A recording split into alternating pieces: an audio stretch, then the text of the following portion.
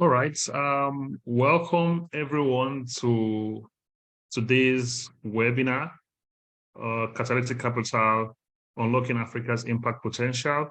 So we'll give folks some time to settle in as you all join from your respective parts of the world. My name is Martin Egbike. I'm a program director at Africa Venture Philanthropy Alliance, based out of the West Africa region, and I'm currently joining from Lagos. So it's a pleasure to have you all here, and I'm pleased to be your host. I'm looking forward to exciting conversation with two fantastic guest speakers that we have today on this session, which is the third of our webinar series on Catalytic Capital, which we've been running for the past 2 months now. So I'll give folks a few minutes to settle in, and then we will dive right in.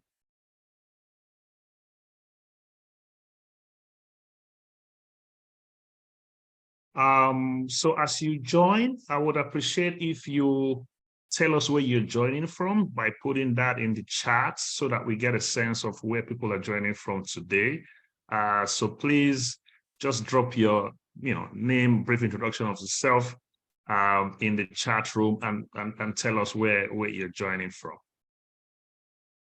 I'm joining from Lagos. I know we have a fairly decent weather today, even if it's at 34 degrees centigrade. Hope you all have better weather for where you are.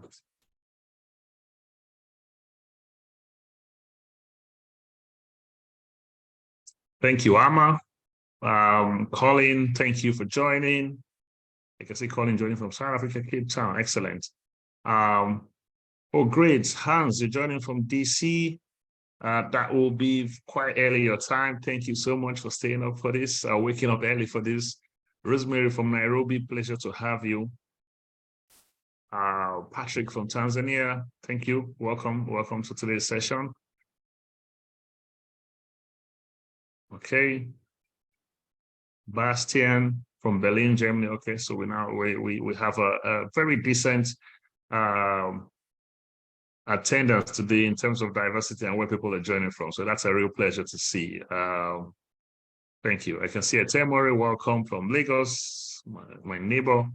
Michael from Nairobi, Daniel from South Africa, Ibola from Cope, joining from Lagos. Pleasure to have you. I hope I haven't missed anyone. I'm trying to catch up. Owen from Bristol, UK, British Council. Welcome to the session.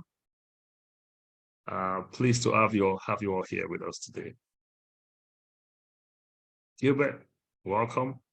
All right, so as we go on and as folks keep joining, I would like to just do a quick introduction to the two guest speakers that we have today, and also share with you a little bit about why we're running this Catalytic Capital series. Today's session is titled Unlocking Africa's Impact Potential, and our speakers are Andrew and Amma. So Andrew, I'll start with Amma. Just a second, let me get the slide to move. So Amma is the CEO of Impact Investing Ghana, which is an initiative that's driving to mobilize $1 billion in funds for impact investing in Ghana across West Africa. She has a solid profile, 16 years of experience as a director in the social enterprise, impact investing, and nonprofit sectors. She's a fellow of the 5th class of the Africa Leadership Initiative and a member of the Aspen Global Leadership Network. So it's a pleasure to have you on here with us, Amma. I'll quickly talk about Andrew, who is the head of financial sector for Aceli Africa. Andrew is a food and agricultural finance specialist that works across banking, agriculture, alternative finance, and policy, and is really passionate about impact and access to finance for the continent. He spent 13 years in the financial services sector, working with Fidelity and Barclays and ABSA, which is now ABSA in Ghana. And as the head of financial sector for Aceli Africa, he leads the expansion into newer markets in Africa, engagements with lenders, with the whole goal of increasing lending to agricultural SMEs. And he also supervises capacity building for lenders, working with this space. So essentially, it's the real right profile for our conversation today, which is really about looking at how to unlock capital for for impact. Now, for AVPA, why are we interested in this? We've been running this series, and we will be, as a lead up to our program sponsored by the Catalytic Capital Consortium, which many of you are aware of, which is a program that is expected to really build Africa's capacity with respect to catalytic investments. So it will be a catalytic investment training for grant makers in Africa. That is will be live in a couple of months from now. And the aim really is to strengthen our understanding, growth, use, and expand the deployment of catalytic capital across Africa to really help mobilize the capital that we need to address significant social investment gaps that we all know is well documented across the continent. We've already run 2 sessions. So this is the third of this session. The first was the evolving role of philanthropy in Africa, where we had a guest speaker, William Masiko of Rockefeller Foundation. And the next we had, the second was impact-linked finance as catalytic capital, a discussion with Roots of Impact's Jean Struer. So essentially, the reason why we're having our guest speakers today from Aceli Africa and from Impact Investment Ghana is that the C3 Consortium actually has supported, they are part of a cohort of entities that have been supported by the C3 Consortium, which is supporting 14 research projects that is aimed at growing an understanding of catalytic capital across the world and helping to build the evidence base to fuel additional expansion of that use. As we know, catalytic capital is tolerant, flexible, and patient investment. We will get our host to talk a little more about sharing that definition of what's catalytic capital as part of this discussion. But we recognize it as tolerant, flexible, and patient investment that actually address critical global challenges, leveraging innovative finance and instruments. So Aceli and Impact Investment Ghana were two of the awardees, and today we'll have an opportunity to actually listen and hear some of the work that they are doing in this space. Before we jump right in to hear from because we'll break this in about 2 sessions. Essentially, we'll listen to our 2 speakers for about 20 minutes to 10 minutes both ways. Just tell us some of the work that they have been doing within the catalytic investing space, leveraging the funding and the support from the C3 Consortium. So we'll listen to them, and then we'll have a moderated, facilitated discussion session where we actually get to push them a bit more about get more insights about how we're leveraging catalytic capital and more ideas around the room on how we can actually strengthen this across Africa. So before we do that, we would like to run a small poll just to get a pulse of what our audience is looking for today. So Abby, can you help put up the poll? Thank you. So essentially, we're using Slido for this polls. What we'd like you to do is to either scan the QR code to get access to Slido using the number that's on the screen for you to put in, answer the questions that you get access to the question, and you can then answer the questions, and we can see what that looks like.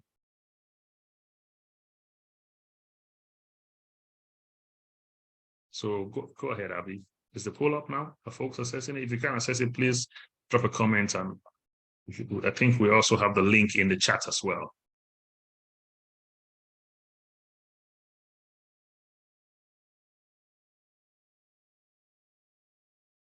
Right, this is actually a simple, straightforward one. What are you looking forward to learning today? So please go ahead. We'll have a couple of minutes for you to get your responses in on this one.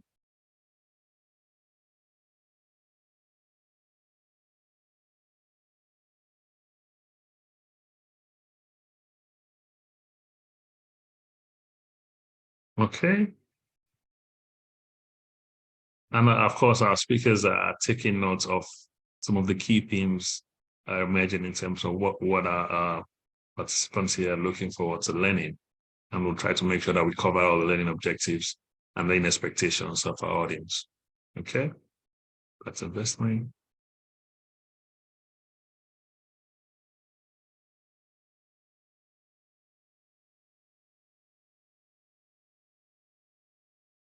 Okay. Okay. Ethical use of catalytic capital, success stories, sources of finance for agribusiness, blended capital in climate change or climate investment, catalytic capital instruments. Okay, I think impact investment is a big theme here. So I think it will be good to get early thoughts in terms of, as our speakers get into the topic of the value of catalytic capital to impact investment. All right, so thank you. Thanks for your responses. I think that's very helpful. There is a second question. Do we ask? Yeah, a second question, which is also due now. So how familiar are you with the concept of catalytic capital? We would like to get your thoughts on those as well.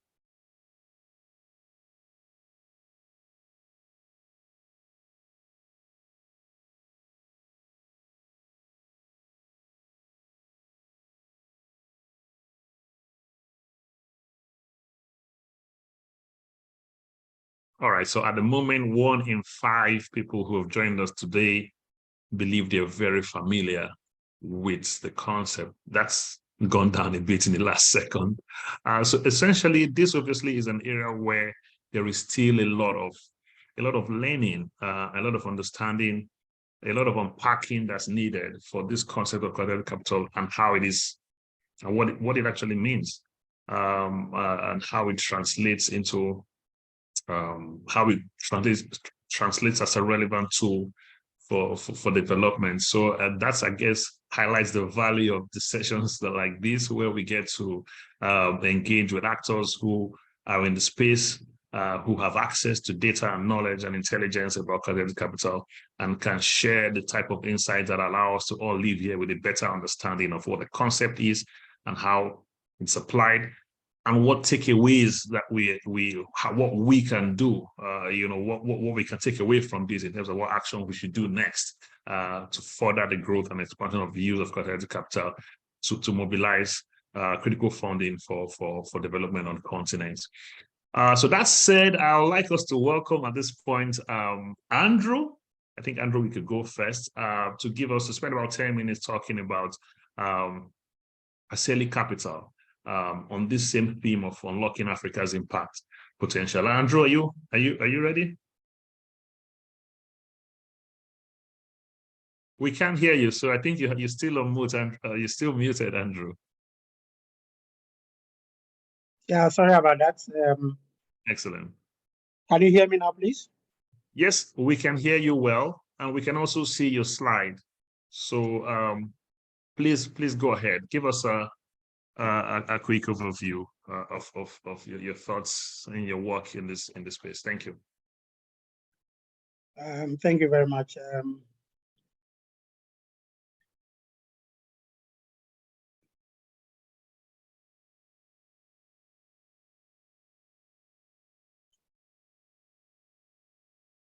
For some reason, not sure what's happening. It's not going into full screen mode. Yes. Okay, I think you could just click on the resume slideshow at the top. I saw that somewhere, and maybe that will get you there, or otherwise, maybe Abby could share. You could share Andrew's slides, and then Andrew just tells us when to move the slides. Could that work as a backup? Yes, will do.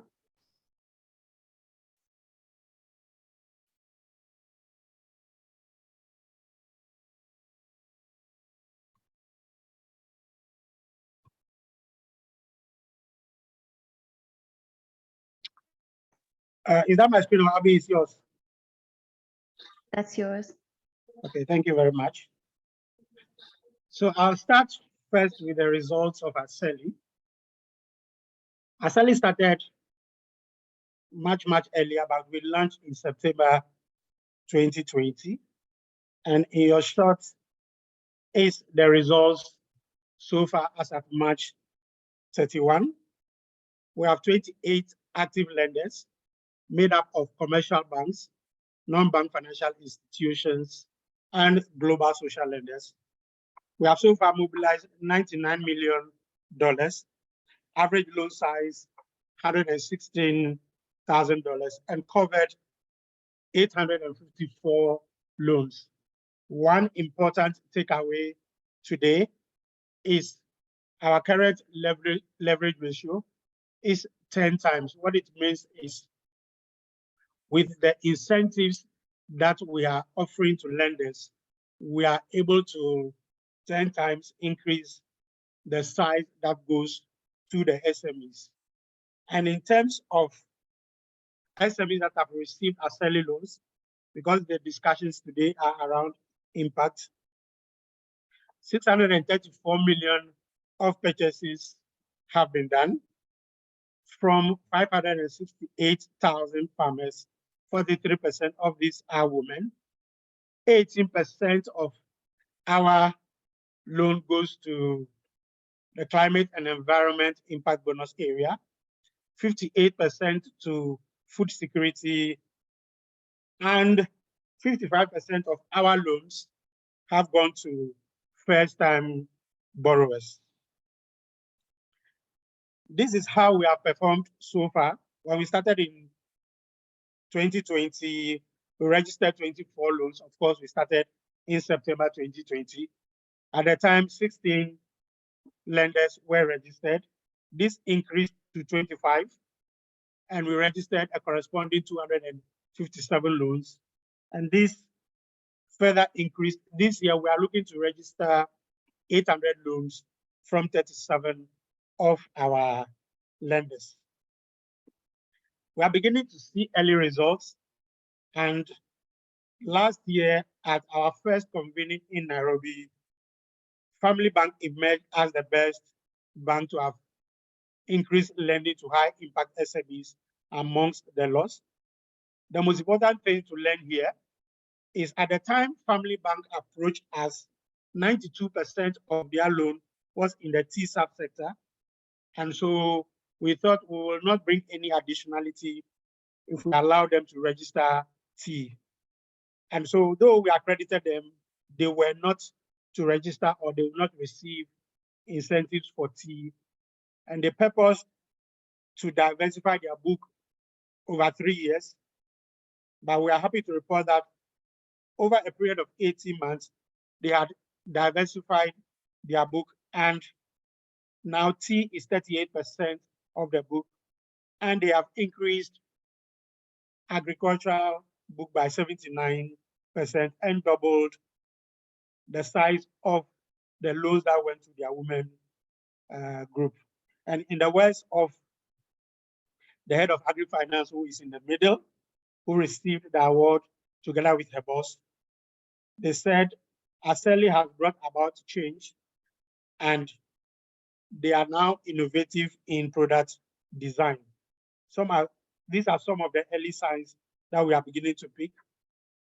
We also learned, and this is featured in our second year report, that to get lenders on board, it takes about 18 months for them to appreciate and understand the Aceli model. And for a full-blown lender to be actively engaged and increase lending to high impact SMEs, 5 things have to happen. Senior level commitment. They need to have a defined agricultural strategy, an empowered middle manager that champions agricultural finance, then internal alignment between credit, risk, and business. And the banks must also be mobilizing the branches. In some of the cases, the incentives were cascaded all the way to the branches. And so this counts as part of the P&L of the branches, and this motivates and encourages the lenders to do more. In your short, as some of our lenders, as I mentioned earlier, Aceli is focused on 4 countries now: Kenya, Rwanda, Tanzania, and Uganda. And we work across 3 types of lenders: commercial banks, non-bank financial institutions, and global social lenders, who are multi-country lenders. So what is Aceli? Aceli is an incentive facility that focuses on supporting financial institutions to increase lending to agricultural SMEs. We are data-driven. We work at market level, and we are focused on impact. Of course, today's discussion is on impact. Currently, we have 4 focus areas for impact. This includes gender inclusiveness, food security and nutrition, climate and environment, and the youth impact area. I'll share further details on this as we progress. Why are we focused on agriculture? Of course, several studies, including my senior colleague Dan Zuku is on this call, have said that about 65% of the population of Africa, including East Africa, work in agriculture, yet only 5% of commercial lending goes to agriculture. But we think that it is important that at Aceli, we focus on agricultural SMEs. SMEs because they are the engine of growth. They take from the smallholders, purchase from smallholders, and pass on to the multinationals or the big corporates who then produce and pass on to the SMEs. Sadly, 75% of these SMEs are unable to access finance. Why is the case so? A 2-year research taken by Aceli revealed that lending to agri is 2 times riskier than lending to any other sector in the East African economy. That is not all. The returns to agri are lower than the other sectors. And we found this very interesting because this beats finance logic. Normally, the higher the return, the higher the risk, the higher the return. But in this case, it was the opposite. And the reason why this exists is one of them is the cost of reaching out to agricultural SMEs or the transaction cost. So we realized that left at the status quo, the cost of lending to agricultural SMEs, especially the smaller SMEs, will far outweigh the revenue. We do not want that. And so Aceli introduces the impact bonus or the impact area to balance the equation. So although costs outweigh revenue, when you buy impact or when you introduce impact into the equation, then the loss-making entity now begins to outweigh the costs that were incurred. And in the last discussion, the CEO for Root Impact explained why the need to buy impact and what it entails. So at Aceli, this is our golden equation, if you like. The challenges that bedevil the sector are at the top. They include high risk, low impact incentives, high cost of reaching out to SMEs, a weak enabling environment, limited addressable demand, and constrained lender knowledge in agricultural finance. We provide solutions to this. So for the high risk, we respond with that with the portfolio first loss cover. For high origination costs, we provide origination incentives. Low impact incentives, we respond with the impact bonus to high impact SMEs. And we address the limited addressable demand with technical assistance to SMEs and capacity building for lenders, response to the lack of knowledge. All this is driven by an independent evaluation. Aceli is set up as a demonstration model.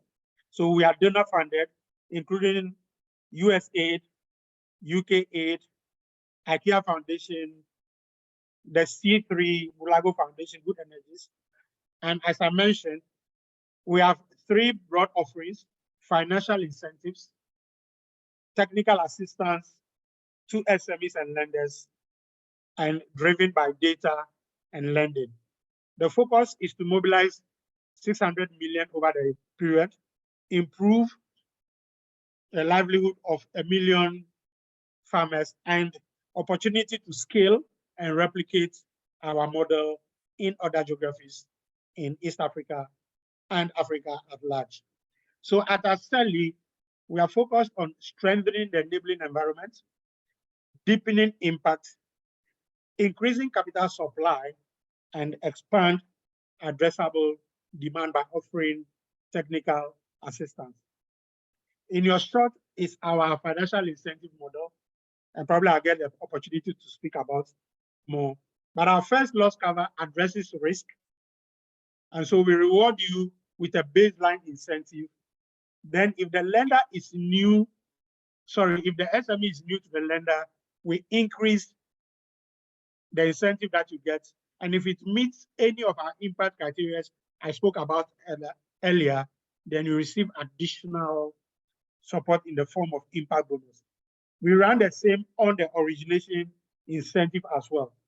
The significant difference between the portfolio first loss cover and origination incentive is this.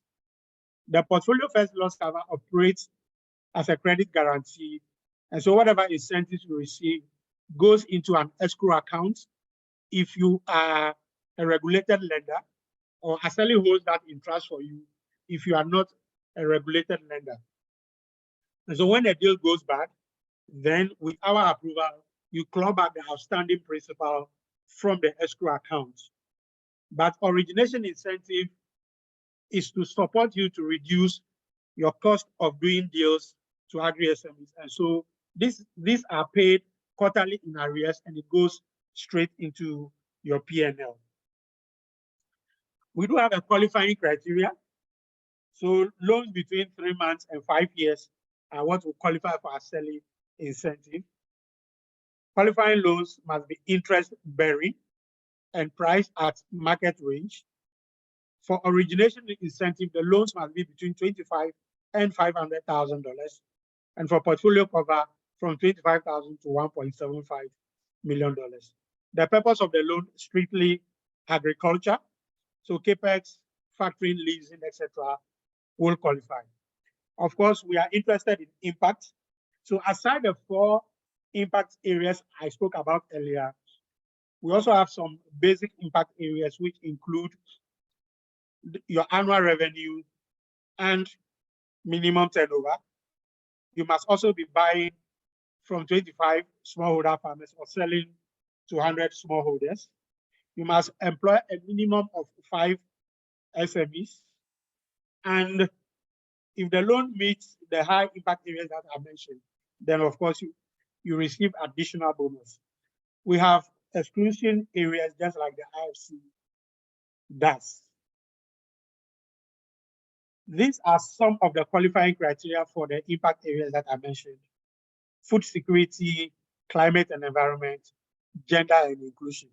So they are broken into broad areas: food security and nutrition.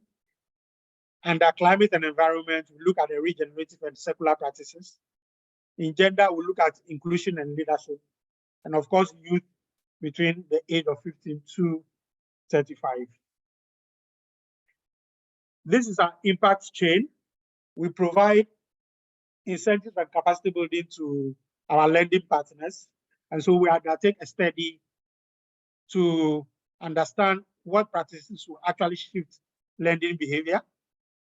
Then we provide funding to our TA partners who then support to expand access to finance to SMEs. We are undertaking a study to understand what practices will improve enterprise performance. And all this is linked finally to improve livelihoods around food security, inclusion and environmental performance. And the final emphasis is to contribute to the macroeconomic growth of each of our focus countries. I think I will end it here and invite my colleague Amma to take over, and thereafter we can address questions. Thank you very much. Thank you so much, Andrew. Really appreciate the time taken to really walk us through your model, the Aceli Africa model, the impact chain and how you build into that. So I think there will be a lot of questions. I can already see some few questions on the chat coming up as well. So we'll look forward to the discussion session. So let me quickly invite Amalati, please, to go over and also give us that overview of the work you're doing within using Catalytic capital to unlock investments in Ghana. Thank you, Amma. Go on. Thank you, Martin. I hope you can hear me and you can I can hear you perfectly. I think, we can also see you and I can see your slide. So go on. Excellent. I'm trying to put this on slideshow, but it's a great delight to be here and to be able to share with you the research that we were able to undertake with support from the Catalytic Capital Consortium. Our research took a look at initiatives like Aceli Africa that had been run in Ghana over a 15-year period. And what we tried to do was to understand which ones were catalytic and why, to be able to provide us with some best practice examples to share, to advocate to organizations that are designing financing schemes that are supposed to catalyze financing for SMEs, and to be able to also move catalytic capital providers like international development, financing, foundations, family offices, etc., to be more catalytic. It's important in a research like this to have a clear definition. Sorry to interrupt you, Amma. I don't think your slide has come up, so I'm not sure we can all see your slide. Okay. We could see it, but when you try to get into slideshow mode, it just leaves a blank screen. Okay, let me try one more time. Okay. Let me try one more time. But whilst it loads, I can still talk to you. Oh, sure. So maybe let me start by telling you a little bit about Impact Investing Ghana, what we do. And then by that time, the slides would have loaded and we can jump into the presentation. And I'm also going to set a timer because I don't want to go over the 10 minutes.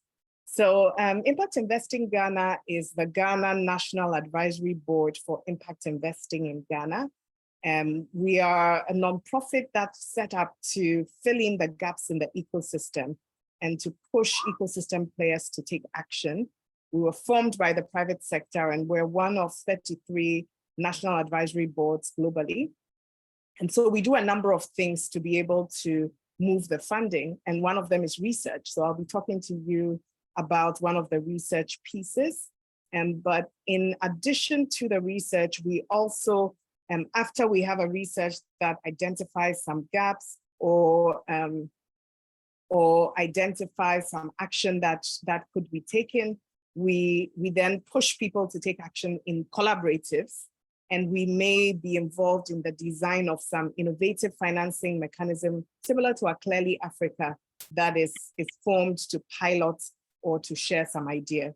So we can move on to the next slide.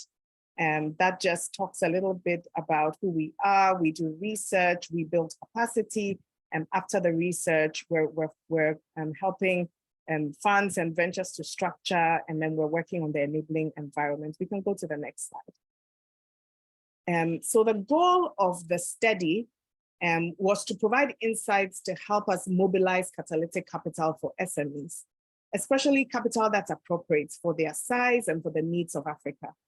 The definition we used was a definition by Tideline, which says catalytic capital is capital that accepts disproportionate risk. And I think when Andrew spoke, he talked about the ways in which they are coming in to take on the risk that the lenders would prevent lenders from lending to people in their agribusiness value chain. And so you're either taking on risk or you are accepting a concessionary return because you care about impact. You want to generate positive impact. And many times you also want to enable third-party investment that would otherwise not be possible. And Andrew talked about leverage, which means that the money that they use for first loss and for operational incentives enables these financial institutions to be able to raise even more capital. So the portfolio of agribusiness is increased far above the amount of money used for first loss. And so if it's increased 2 times, you'd say that the leverage is 2 times. So if you think of catalytic capital, is these 2 things. It is accepting disproportionate risk and it's enabling third-party investment. Now, this is what catalytic capital schemes set out to do. But the question is, do they actually catalyze anything? And that is what the study was looking to find out. Next slide. So if you think about how this usually happens, catalytic capital comes in 5 forms.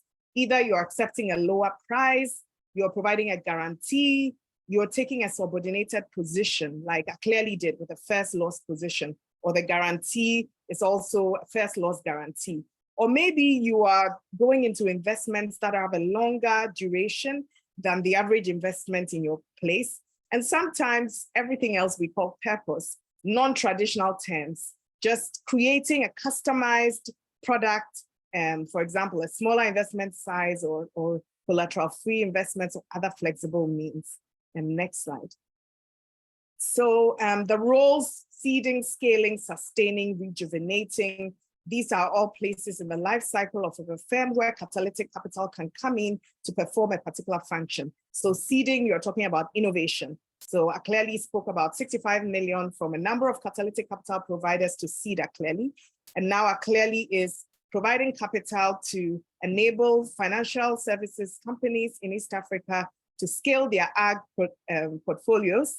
And at some point, if we want Aceli to continue, we need to think about, is there a way of sustaining it so that it can continue, it has a source of financing that sustains it. And sometimes there's rejuvenating, which is things that have declined or plateaued, being given a new lease of life. And there are some other activities that enhance the effectiveness of catalytic funding, like ecosystem building or facilitation. But for this study, we looked at that as other. We just wanted to follow the actual money going into investments into SMEs. Next slide.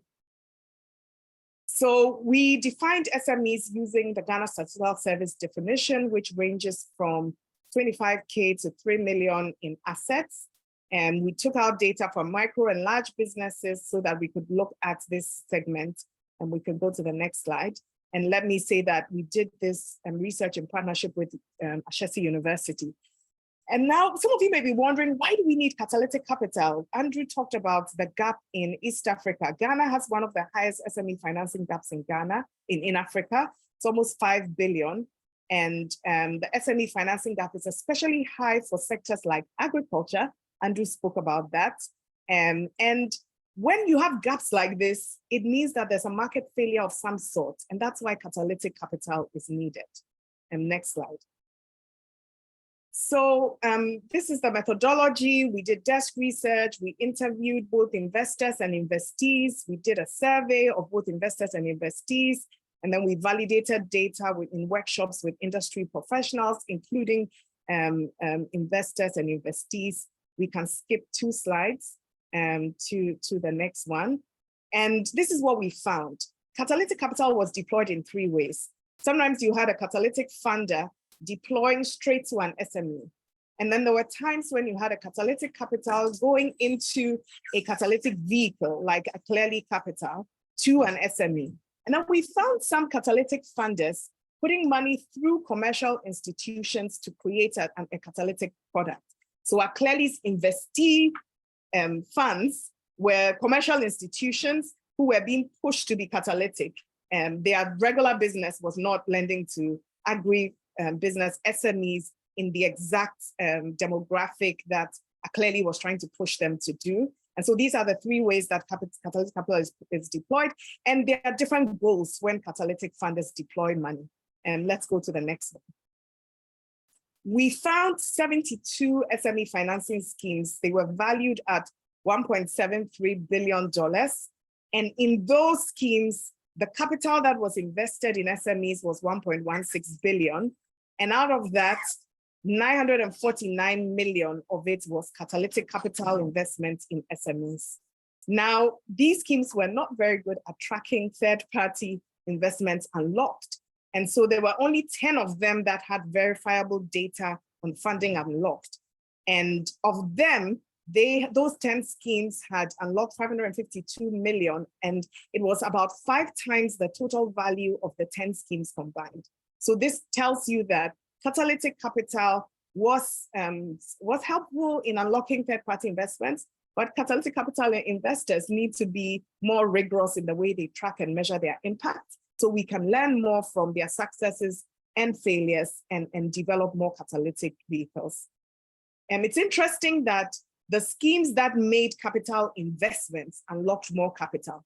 There were few schemes that did not make direct investments. They were just focused on ecosystem. We took them out, but they unlocked less capital. So ecosystem activity alone without deploying capital can have less impact than when you combine the two, or when you have a design of a vehicle that has investments, catalytic investments, catalytic. So we first lost all the different characteristics that Andrew talked about would be examples of investments where you're actually promising to move money or actually moving money now. And next slide. So where was this money coming from? And I'm running out of time, but it was interesting that most of it was private sector developed catalytic schemes, then DFIs, etc. And this tells us that the private sector is doing a little bit more. They may not communicate it as loudly as other funders, and there is a great opportunity to get private sector to lead in catalytic vehicles.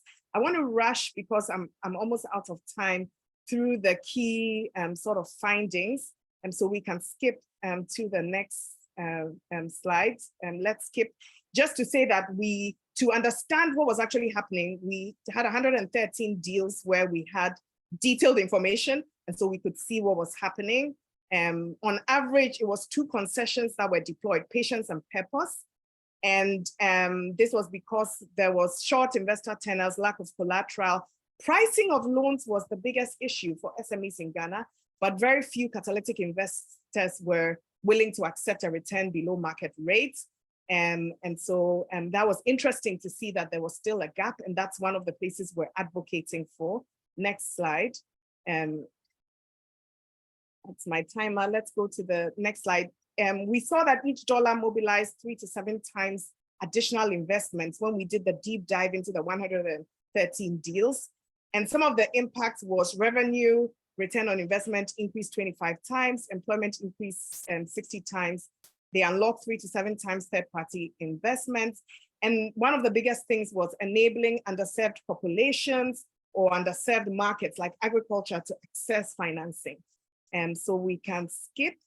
The biggest thing, I mean, why did these catalytic investors do well? The biggest thing was flexibility. And so flexibility in design was critical. I think that we can share the slides after the webinar for those of you who are interested. And you can actually download the full report on our website, impactinvestingghana.com. But before I end, if you can scroll all the way to the end, I wanted to mention that on the back of the report, we are launching and happy to be partnering with AVPA on the first West Africa Deal Summit on conversations that move catalytic capital in May. And this will be an opportunity for catalytic capital providers, SMEs, funds to convene in Accra and also online to be able to have some of these conversations. It's a pre-event to the Africa Impact Summit later this year in South Africa. Also, AVPA is a partner there, and we look forward to seeing more of you. The slides will be shared and you'll be able to see more of the details there. Back to you, Martin. Excellent. Thank you so much, Amma. I think that was really a thorough and excellent expose into the rich data that you've really dug into in Ghana that I think will be really helpful in building and strengthening the ecosystem for catalytic capital. So we'll go into the discussion now, and I think I like to help to provide some questions that kind of help you to put more light into what you've both shared. And that's a lot of information that has been shared by both our speakers today. And the reality is that, and it's good to know that we can also have the slides and also the links to the actual full report in the case of the work you did in Ghana shared with our audience, because I've seen some of the questions asking about how do we get access to more information. We would also share the recording of this presentation. We will typically at a day or two after the webinar, we will share a link to all attendees so that they can get a recording of this presentation. So I think all should be rest assured that we'll get as much of the content that has been shared here distributed to everyone who's participated, and and even beyond that. So thanks again, and I really appreciate. What I would try to do is just start with Andrew first, just to share a bit more about some of the work that about your presentation. And I actually was quite curious when you spoke about in the very early part of your presentation about the number of investors that you've gotten on board into your network, the number of lenders that you've been able to build to deploy, to accept your incentives, the incentives that you're using to drive your model. And then you also mentioned that you're looking to have 4 this year, and perhaps even exit some that have not used the incentives. I like you've told a really positive story in terms of how Aceli's work has translated into impact in East Africa and improved agricultural lending. I'd like you to spend a bit more on some of the key challenges, especially in terms of this area of onboarding lenders. Why, for example, would you need to exit lenders? What are the biggest challenges that you've had to grapple with respect to getting lenders onto your incentive scheme that is directly that is backed financially, to allow them to takes away risk in a very catalytic way. What are the challenges that you've had with dealing with this onboarding? Why does it take 18 months, for example? And why do you have to exit a few that haven't used incentives? Can you help us with some of the big challenges? Which of these challenges have you solved, and which of these remain? We'll spend maybe about 3 minutes per question so that we can get through. I think we'll have to manage a bit of time.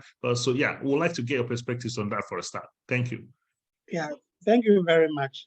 Maybe I'll tackle with why we are exiting 3 of our partner financial institutions. I think it is because of the size. Aceli focuses on the missing middle. So I mentioned that we support loans from $25 to $1.75 million. And so while our incentive is pushing some lenders to increase lending to agricultural SMEs or do loans that they would otherwise not have done, it is also pushing some lenders to lower their tickets. So for example, Steve in Tanzania will normally not do a $50,000 loan, but as a result of that selling incentive and the impact, they have to lower the limit. Most of our global social lenders are involved in cash crops with ticket sizes of $500,000, $2 million. Some of them are based in Europe. They have to do due diligence in Africa. So it does not make economic sense to fly all the way and come and do a 25 or the Aceli range of loans. So over the period, they are eager, they are happy, they provide data, but their loan size they are doing loans all right, but just that they don't fall within the Aceli range. And so they don't earn any incentives. And that is why we have to exit those 3. In terms of the challenges, I mentioned 3. Aceli is about data. We eat, breathe, and drink data. Everything we do and decisions we take are based on data. And so you can imagine going to a lender, a typical bank, that you want data on all your agricultural SMEs, sometimes between $10,000 up to $2 million. Then beyond that, you have to register your loans. And to monitor and track performance, we also take monthly loan updates. Some of these things are put up for some of the lenders. And so by the time you first get the lender to appreciate and understand our selling model, what qualifies and what does not qualify, that is what I explained. That the larger the size of the entity, the more difficult it is to onboard, and the more people you have to go through along the chain to appreciate and understand agricultural finance. Third-tier banks will take a minimum of a month, 6 months, and you are done. But if you are dealing with a first-class bank, a first-tier bank like Centenary Bank, or Bank of Kigali, or Equity Bank in Kenya, Then you are dealing first maybe with the agri officer, you move to his boss, who also moves to his boss, then you go to legal, then credit is involved, and the ALCO before the CEO himself. So it takes time to go through all the chain. But when they finally land it, they are like a rocket. They fly. So sometimes the time pays off. One challenge also is around the legalities.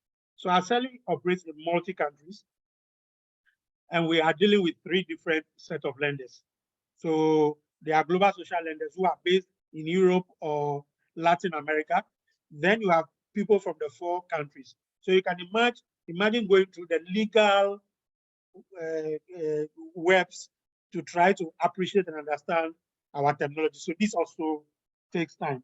Then the biggest elephant in the room is the size of our incentives. Aceli is about impact, and we focus on taking up the risk of lenders. The research we did suggests that the non-performing loan for agri SMEs in East Africa is between 2 to 4%. And so the average incentive, especially the first loss cover, is an average of like 5%. It ranges from between 2 to 9%, depending on whether the loan is new to bank or a returning loan, whether it is in the formal value chain or the informal value chain. So if a lender like AVPA, for example, is used to taking 50% pari passu guarantee, then here comes Andrew with a coat and tie and says, come and join Aceli and I'll give you 5%. Tell my friend, what kind of grammar is this? No, we don't believe in this. But there is a mathematics behind this. If you do the math, you will come to realize that it is beneficial for the lender to take the Aceli type of first loss cover at portfolio level than taking the pari passu guarantee at individual basis. And maybe as we progress, I may get the opportunity to explain that. Thank you very much. Thank you. That's actually quite interesting. So I think what's your key message from what you just said there is that the larger the entities, there is a threshold of lenders that are more amenable to deploying catalytic capital, and almost the larger size financial institutions may not be entirely suited. How do you address that? Because we don't have enough capital. We don't have enough players deploying capital. So we want as many people in the pool as much as possible deploying capital. So how do you address the fact that some potential lenders are scared off by the small size of the size of the incentives, and then they are not suited to lower ticket lending? Can you share a perspective on that before I come to Amma? Yeah, so the delay or the time it takes on board a lender is not necessarily because of the size of the loan. What I alluded to is that when the lender is huge, take my former workplace, Barclays. It's a monolithic big bank. So you go to several levels to convince them to join. But if it's a smaller tier bank, it is faster. And I said that though it takes time to onboard a bigger or tier 1 lender, once they get on board and get a bank, they register like 30 loans, 40 loans a month, etc. So, but in terms of how do we address when people come with the question of your incentive is too small, Aceli is a total package. Beyond the first loss cover, we also offer origination incentive, which is real good money. The average transaction or origination incentive you can earn can range anything between $5,000 to $10,000 each per loan. So assuming you are doing 10 of those loans per quarter, that is good money. Beyond that, there is impact bonus. And then we are also keen on technical assistance. And our technical assistance is not the broad-based type, but these are targeted at the SMEs and the lenders. For example, for lenders, we offer 3 types of capacity building. One, addressing the front line and credit officers. The second one, tackling the middle level. And the third one that tackles and convert the CEO and the board to become ambassadors of agricultural finance. So when you put this together, it becomes a total package that is a sweetener to even the bigger tier lenders. Thank you. Thanks so much. So Amma, let me bring you into this conversation here. So in the report that you have, and which you shared, and you actually started sharing some of the real key insights that you found. And one of the areas that you shared was that, you know, there was, in terms of what tick the boxes for a number of SMEs, or that allowed these deals to be consummated. Part of it was purpose. In fact, 63% was the ability to tailor products by lenders to tailor products as against price. And also just listen to what Andrew has said in terms of the difficulties in navigating some of the bureaucracies that you find before you could get to a sweet spot with certain certain types of lenders. So can you share a bit more in terms of any of the insights that you found from the study around, you know, where the sweet spot really is in terms of designing catalytic capital instruments that really hits the nail on the head in terms of what SMEs need and what lenders are comfortable providing? Do you have additional insights that you could share in that regard? Yes, Martin. And one of them is quite similar to what Andrew shared, that local capital providers provide the deal sizes that SMEs need. And so being able to work with local capital providers was essential. There's a need because the size of international money was coming at deal size that were huge for maybe some intermediary institutions like Aceli. And so one of the things that we're working on in Ghana is a fund of funds to mediate between local pension funds that want to invest in SMEs but can't. They are regulated, it's people's pensions, they can't do things that are too risky, and so they need some de-risking. And also philanthropic capital that wants to blend and unlock local funding, and then being able to use this funding through local venture funds to deploy capital at a size with the level of flexibility that is needed. Also, one of the things that we found was that when you design with the purpose of unlocking capital, the way Aceli's designed this product is for a specific value chain, and it's really understood and took the data of that value chain, understood the major players in it and designed for it. And I'm sure that they piloted, and there are certain things in their program design that they've shifted. So projects that had that flexibility to be able to adjust their project design based on feedback from the market, so they could actually achieve that outcome of unlocking capital were more successful. So being able to engineer in flexibility into your program design, even when you're coming from funding sources like international development financing that can sometimes be rigid. And there are interesting ways where iteration was built into the program design so that we could go through a process of evaluating what has just happened and adjusting a little more quicker than you would do if you were running a pure development program. And that's really critical because the market feedback comes really quickly.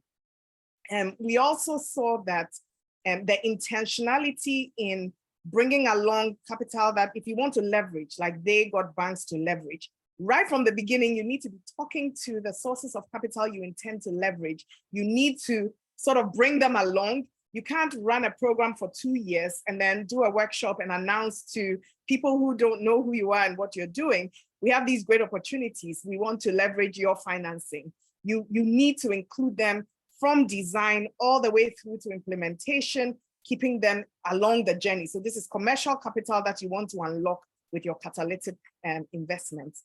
And so some of the best practice we would share is look at how to work through local capital providers. Don't parachute in and do direct investments.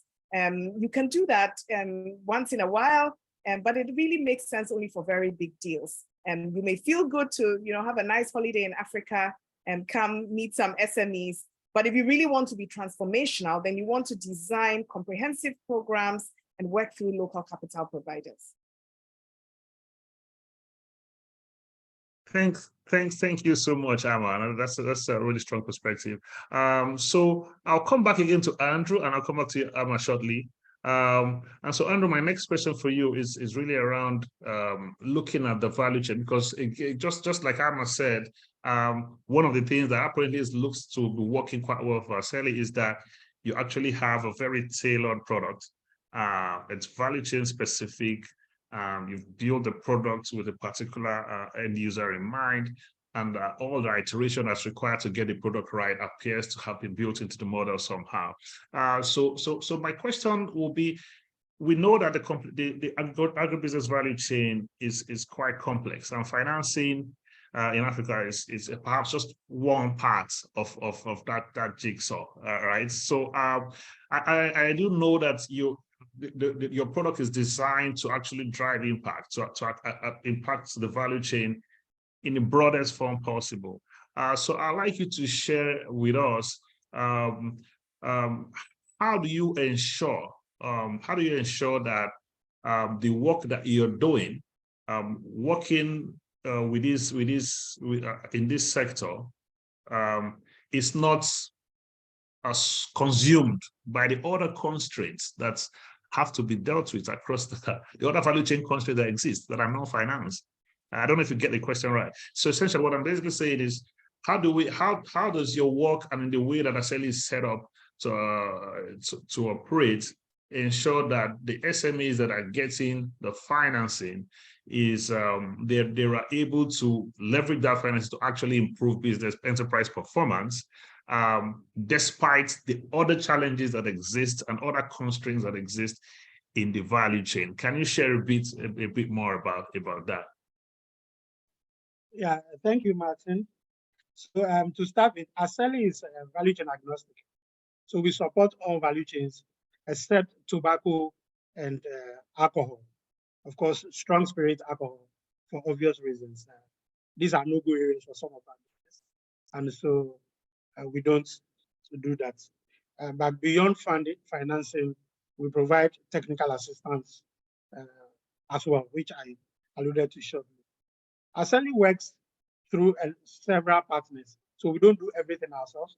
We are a very lean team, currently 17, and delivering results. So how do we ensure that what we do does not push SMEs, or SMEs do not get overwhelmed by other challenges in the ecosystem? We have a very strong and robust evaluation and monitoring team and structure. And so, although it is early days yet, we are seeing early results of some of our work, part of which I have shared with you, especially around lenders and some on SMEs.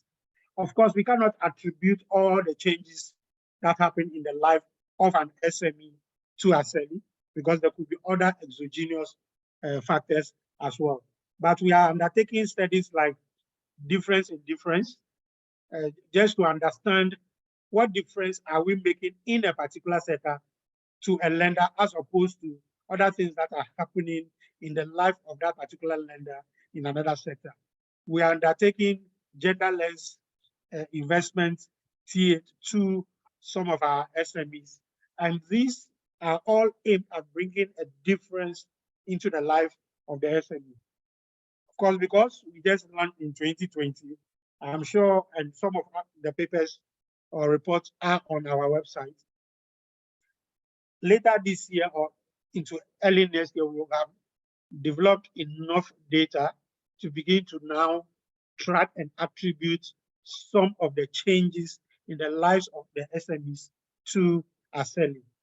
We have a partnership with an institution like 60 Decibels that undertakes farmer surveys, undertakes livelihood surveys, and are able to track changes that have happened in the life of the SME as a result of the loan that came to them from a particular lender. And this serves as a feedback pool to the lender again to see what is working and what is not working. It even includes net promoter scores for the lender. And this is helping the lenders and helping Aceli as well. Thank you. Thank you very much. So Amma, I'll come to you before we open up the floor for other questions from the audience. So essentially, your report actually highlights the fact that from the study that you undertook, you were able to mobilize 3 to 7 times more capital for those that actually deployed those catalytic capital invested in SMEs. You were able to leverage, 10 times the initial storage, 3 to 7 times the initial size of the fund. And Andrew also mentioned the same thing. In your case, he actually mentioned a figure of 10.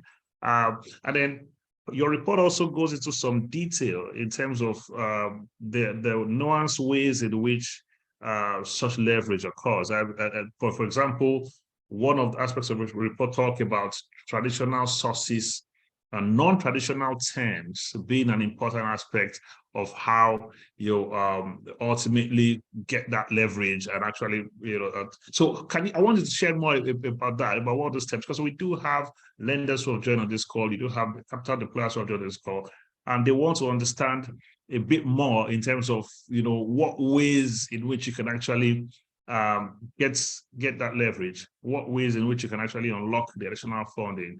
So if you could share some of those terms that have actually been successful based on the study, it would be helpful. Okay, thank you. So in terms of the terms for the investments that were flexible, for example, you would have an investment that was structured as a convertible that allowed when COVID hit, and so SMEs in Ghana prefer debt over equity because they are not used to equity. And to be able to have a convertible note that then converted meant that it gave them a bit of breathing space to recover and to then get back on track and then to look at delivering long-term value. We also had lenders that would sort of create a staggering sort of portfolio where you start off with a small loan and then the loan size increases over time based on a growth plan that the business has. And we had lenders where they were partnering with another lender. Maybe you have an equity lender coming in with equity for capital and then bringing in a financial institution like a bank that was bringing working capital financing and had similar impact goals, and then structuring a sort of blended deal. So there were very intentional designs that were created either for a specific sector. We saw some performance-based incentives by some international development financing providers where they would basically make an outcomes-based payment to a financial institution. So similar to the origination money, but you get it after you have secured the deal. You would get this outcomes-based payment that then allowed you to work with the SME. And so we saw the flexibility coming in a number of ways. But in terms of leveraging, it wasn't so much flexibility in the leveraging. It was bringing alongside the third-party investors right from design stage, because third-party investors want to make money. They want to enter into deals that are appropriately de-risked, that make sense for them. So you need to understand what their requirements are and be able to work. If you are an institution yourself, you need to work with them to ensure that the deals that you are originating make sense for them to be able to either invest directly with you or to co-invest with you into those deals.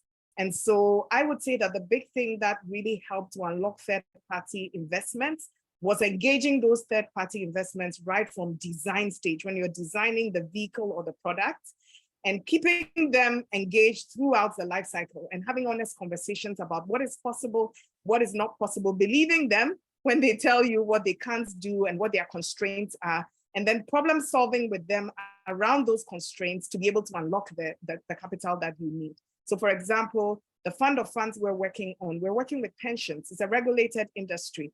There are certain things they cannot do. And so we have to design certain features into the product to allow them to be able to participate. They can only participate when those features are there. And we saw guarantee schemes that have been undersubscribed because the financial institutions that they were targeting did not find the terms of those guarantee schemes to be to make sense. And those guarantee schemes had not succeeded the way Aceli has. in showing those lenders that these guarantees were actually better for them in the long run. So we had undersubscribed guarantee schemes, which was a shame to see, seeing that they were operating in sectors that were underserved. Thank you so much, Amas. Okay, so we do have, given in interest of time, I think we'll open up the floor to questions. So please, I would, if you want to have a question, just put it in the chat. So I will be watching the chat now. I know that there were some questions at the beginning, but some were addressed in the course of the discussion. So I'll be watching the chat now for questions that you want to have targeted to our speakers for them to address. Sorry, just for me to check this confirm. So there is a question here. There is a question here about experiences of using catalytic capital to support or unlock angel investments specifically. I don't know. I mean, Amma, you nodded. Maybe you should go ahead and take that one.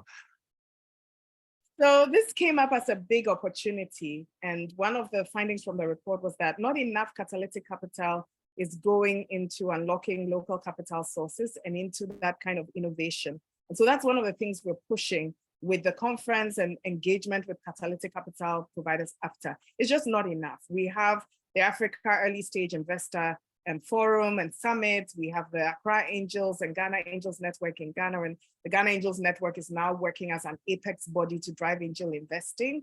But there's still a lot that could be done to unlock smaller amounts of money, angel investing, and there's a need for the design of various kinds of vehicles that could provide such support, but it has to be done in close conversations with actual angels, not designed from outside the context and sort of plugged in at the last minute. And so we're really advocating. There are a few early stage initiatives, and we're hoping that more money will go into unlocking angel funding, angel investing for SMEs.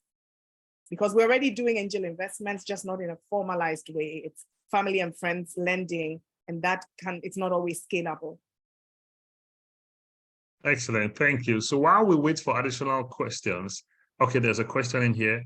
The question is around whether Aceli, this is for you, Andrew, whether Aceli is open to partnering with organizations that have agriculture SMEs as a segment of their target funding, but not the only segment. Sure, we do partner with such partners. Let me state that the minimum qualifying criteria to join Aceli as a lender is to have 5 loans, 1, 2, 3, 4, 5. 5 loans in the Aceli criteria. So that tells us you are interested in agri, or we can hold your hand to take you to the next level. So your broad base, your network of lenders is diversified. It's not just about agriculture. So agricultural, those who lend to agricultural for agribusinesses alone. No, there's a question for. Okay, go on. You know that there are lenders who do several things, and agri is just one of them. It's just that our focus is on agri and agri-adjacent sectors. Right, thank you. Amma, you have a question here. It says, is there a short list of potential co-investors making investments in agriculture in Ghana? I guess that's riding on some of the intel or data you've gathered in the course of this study. A website, GhanaInvestingMap.org, that has a list of investors. It currently doesn't have a sector slice, but that slice is going to be added later on to look at potential co-investors. It spans from regular commercial banks to microfinance. There are guarantee schemes that could come in and provide various things, and a bit of non-financial de-risking, like technical support that can come alongside, etc. So you can try Ghana Investing Map, but you may not find the agric slides for now, but it will be put up later. There was an agric focused sort of guide that focused on venture capital that I can also share. I'll put my email in the Zoom chat. And if you reach out to me, I will share the agric report with you.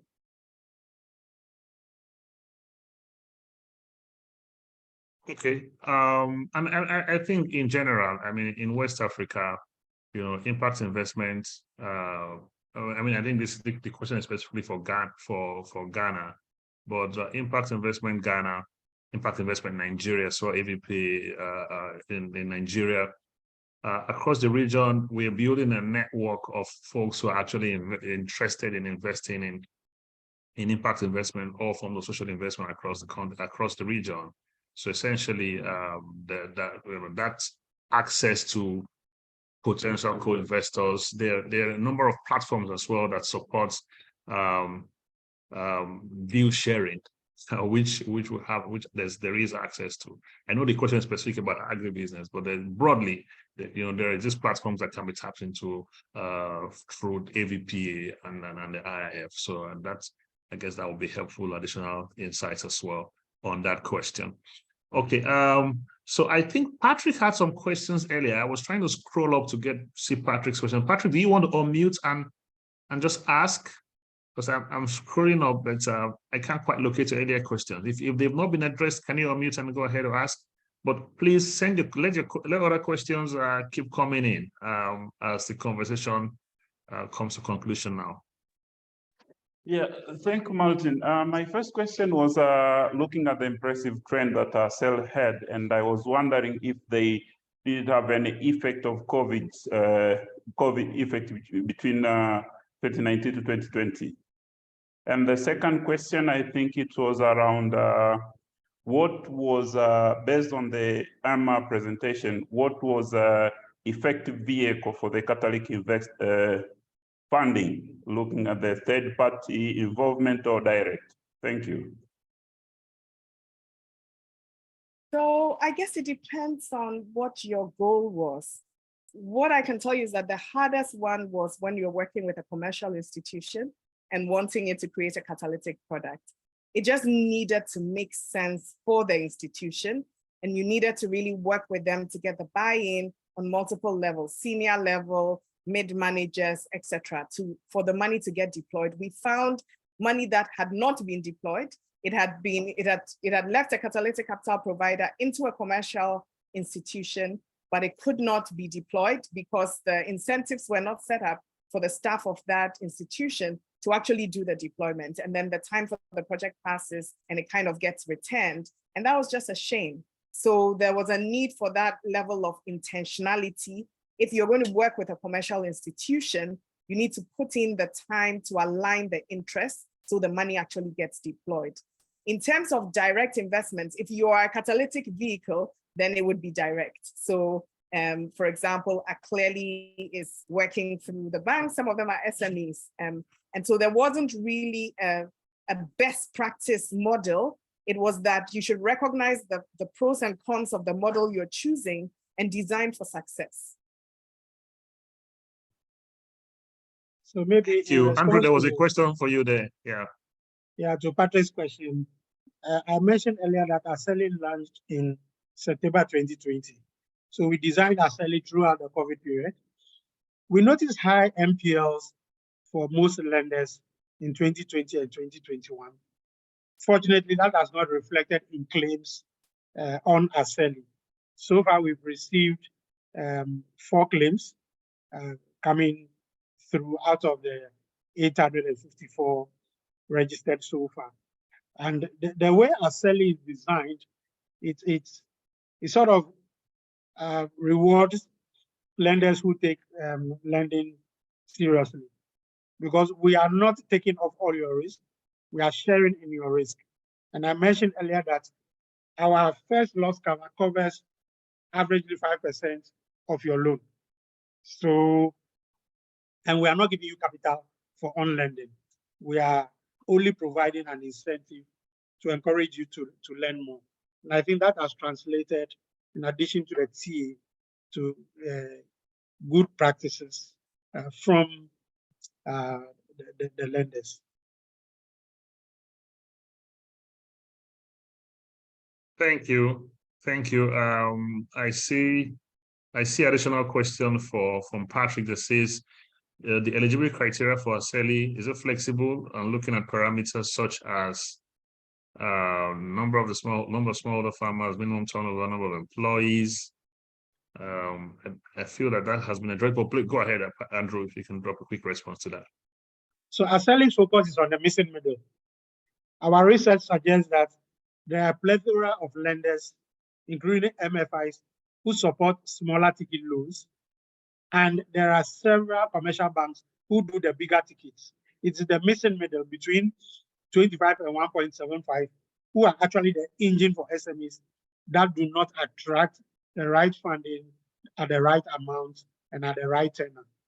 And because we are impact driven, the only way we can drive impact is to have those minimum criteria. If you are a lender that qualifies for $25,000, our thinking and per our research is you should be able to employ a minimum of 5 lenders.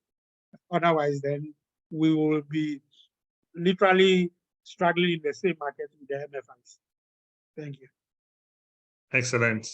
Thank you very much. So yeah, so parting shots. I think we're about to wrap up now. And I think I see another additional question. But before I get to that question, I'd just like to get Andrew and Amma to give us some quick parting shots.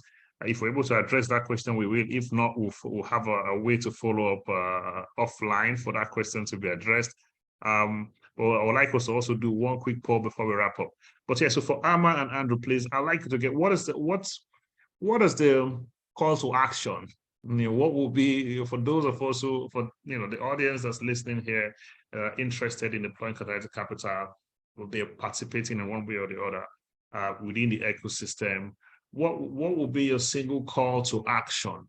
And I mean, I think that your report lays out a number of recommendations for different categories of stakeholders, but I would like to know, you could call out one of them for us as a parting shot here that we could take on. And the same thing with Andrew. I mean, for lenders who are looking who have the potential to be parts to deploy catalytic capital, and who are not yet perhaps seeing the value of doing so in the way that Aceli is designed to get them to do so. The idea of shifting the risk return perception and increasing the appetite.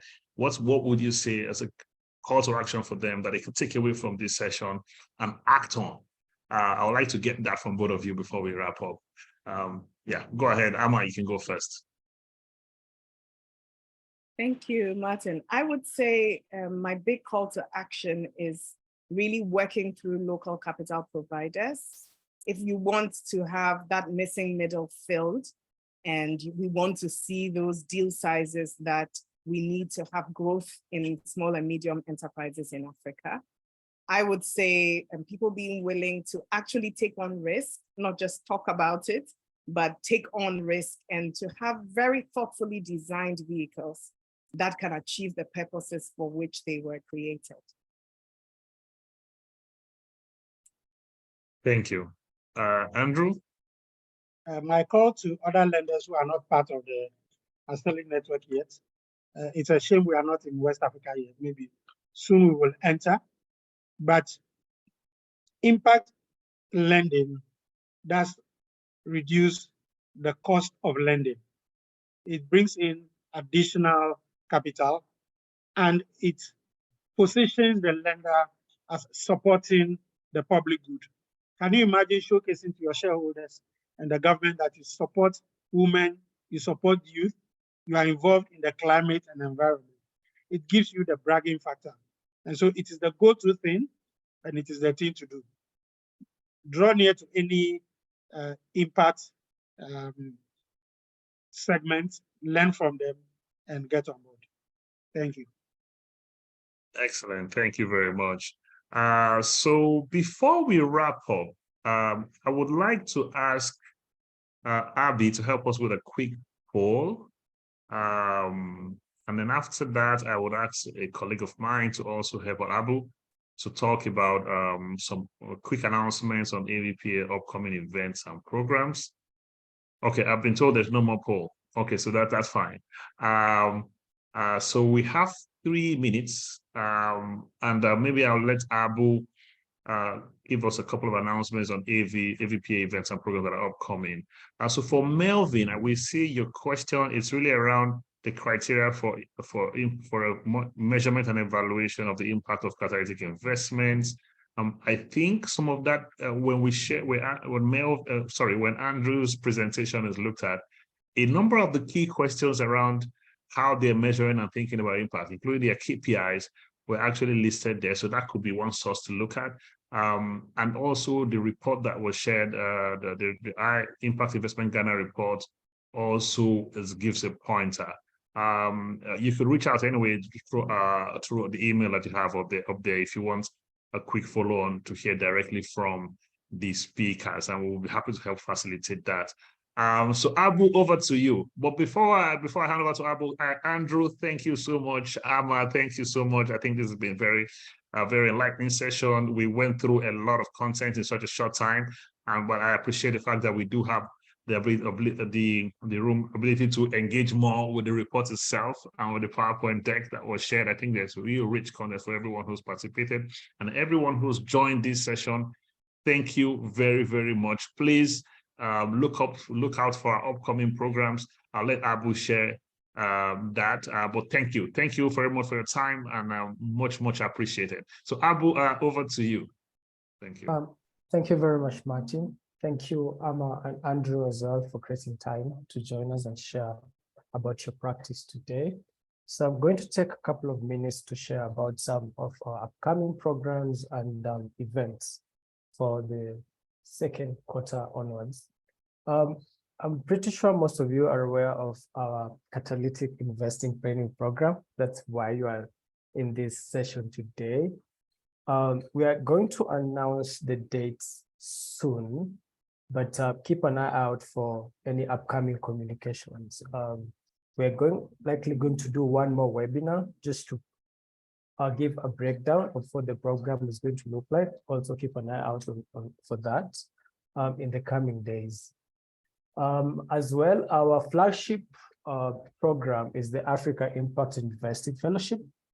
This year, we're kicking it off again officially in September, and we're announcing the call for applications towards the end of this month. But our enrollment is open. So if you're interested, a couple of people have been sending out emails to us telling us they're interested in the program. Just shoot us an email, and we'll keep you in the loop about the developments. The other program we've been running as well for the last couple of months is the African Healthcare Funders Forum.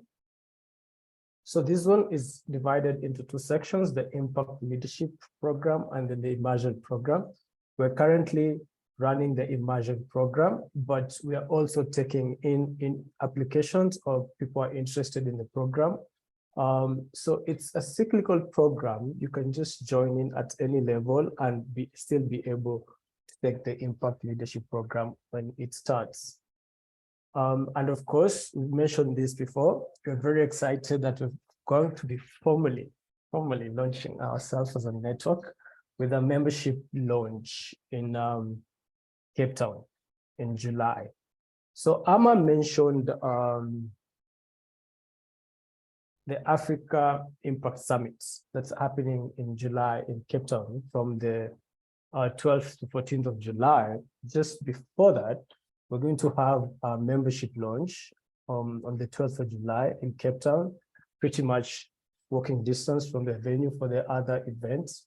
At the same time, we're going to have a family officers initiative in partnership with the Side Business School at Oxford in Cape Town from the 12th to the 14th of July.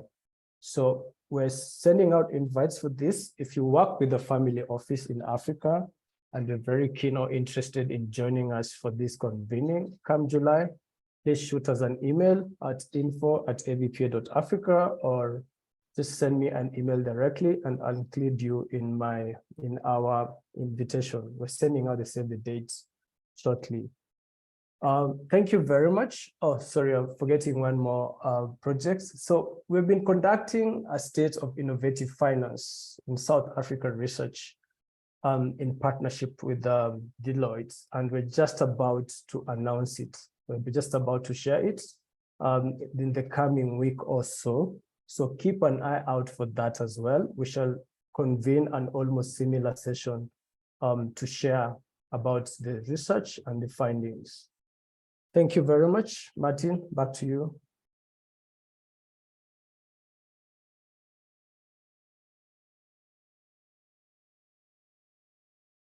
All right, thank you.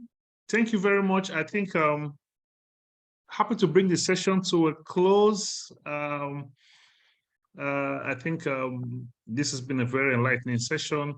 I think this is the last of the 3 series before the training program itself. So please be on the lookout, as Abu said, for more information from all our channels. Thank you very much for joining again, and do have a pleasant morning, afternoon, evening, wherever you're joining from. Thank you.